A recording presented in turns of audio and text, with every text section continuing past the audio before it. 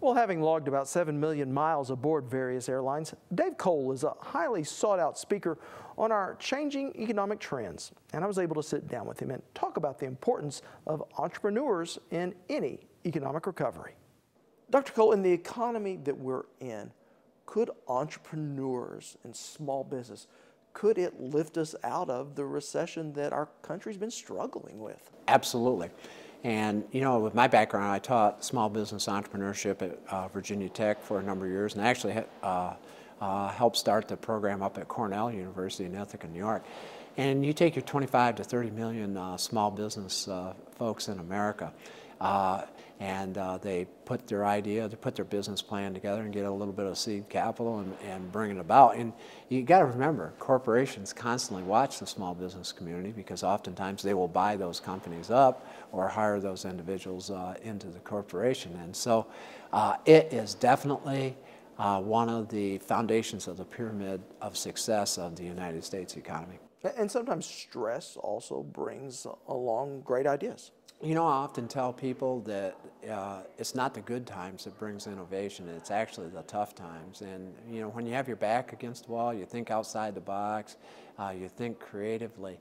And so, you know, where we have kind of this Swiss cheese economy where parts of it are doing well and other parts aren't, sometimes the innovation comes out of the parts of the economy that are not doing well because they reinvent, redevelop their business models. Does an entrepreneur or a small business person, do they need to be good at everything, or do they need to be really good at one thing? You know, it's really interesting. What you will find is the founding entrepreneur is usually pretty good at one thing.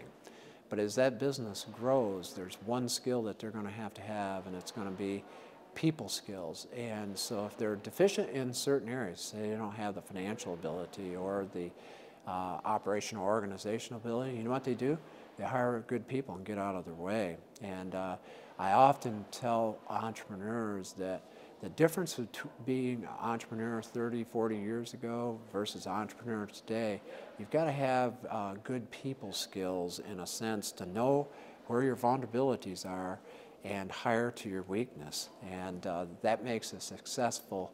The launch of the entrepreneur you can do independently, but as your business becomes bigger, you've got to be interdependent. And you have to get good people around you to grow and nurture that company. And that's one of the toughest things because entrepreneurs, by their nature, they're driven, and oftentimes that's a conflict that they'll frequently have. Financing is certainly harder to get these days than it has been in, say, the past decade. What do you do? How do you start? You know, it's interesting. Over a couple of years ago, over 25% of the small businesses in America started with a credit card. And well, I'm not a big advocate of a credit card, but that was their means of obtaining capital. And it's real interesting. A lot of small businesses start with less than $10,000 of capital. Oftentimes we think, well, you're going to go out and start a business, you need $2 or $3 million worth of capital. A lot of the innovative ideas will start less than $10,000. Now, as that company grows, it comes out. But one of the things is if you're going to go to a regular institution, banking institution, you better have a good business plan. Matter of fact, it was real interesting.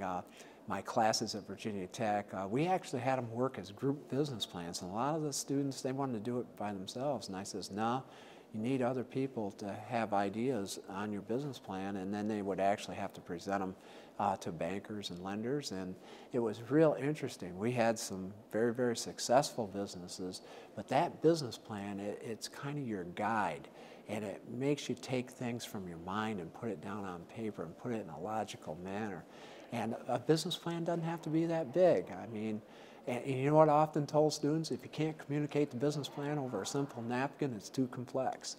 And so what you have to do is take the complexities of your business and bring it down and where you can communicate. But if you go to a regular traditional lender, you better have a business plan and it won't guarantee that you're going to get the money. And I do want to ask you a human nature question. How important is it to have skin in the game, whether it be money or your time, in a business's success? Absolutely, absolutely. And I think it's very, very important. It's kind of like these conferences that I'll teach at. You charge. Why do you charge? Because you want people to have skin in the game. When you have skin in the game, you're going to put that energy. You're going to it's almost that sense of fear of failure. You're going to lose something, and what it'll do is it'll put that little fine edge on that might put you over the top. So there's got to be skin in the game.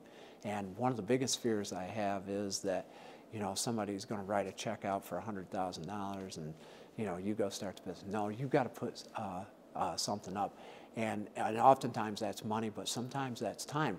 And one of the elements that I find is sometimes you aren't going to get a quick reward. Sometimes it'll take you 3 to 4 years to get the business launched. And so you're going to be working for nothing for 3 or 4 years. And, but if you've got that passion for it, and if you see the bigger type of picture and it's not a get-rich type of thing very quickly, oftentimes those businesses bear fruits. All right. Dave Kohl, thank you for your insights. Thank you, Rob.